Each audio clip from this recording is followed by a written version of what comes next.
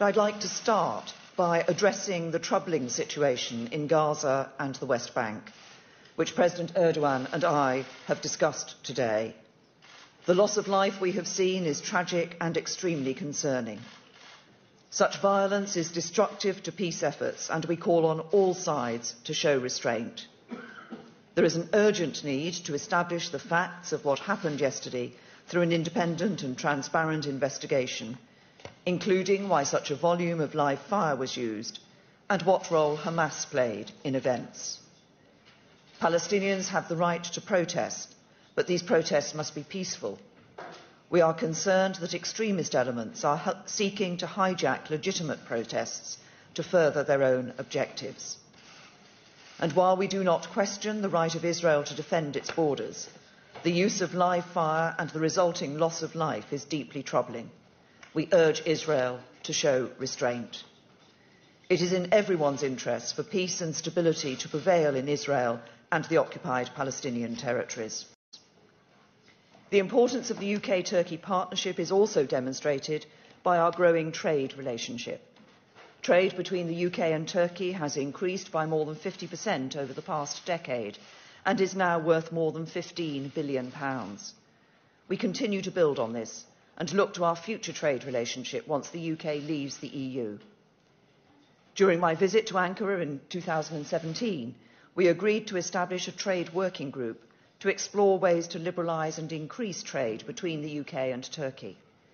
Our officials continue to work together to build a solid foundation on which our relationship can flourish.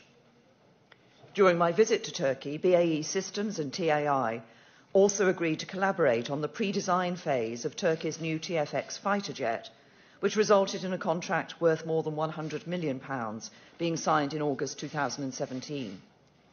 This was the start of a deep and enduring defence partnership, including a new and unique government-to-government agreement that set a new framework for cooperation and dialogue, including between our defence ministries and air forces. And today we have discussed the next phase of this project, Rolls-Royce's bid to co-design the engine for the TFX fighter.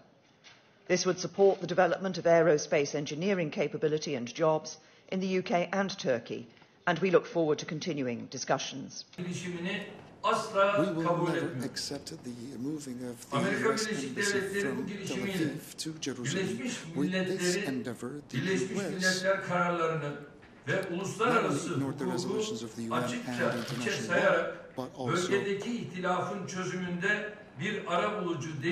refrained from playing the mediating role in the settlement of the dispute between the two countries, and instead the US introduced itself as contributing to the conflict. The status quo had been guaranteed by the international conventions and the resolutions of the United Nations, and we have to do everything within our capability to refrain from distorting the picture. However, the unfortunate policies of the United States and the Israeli occupation and violent actions have been encouraged by the discretion of the United States.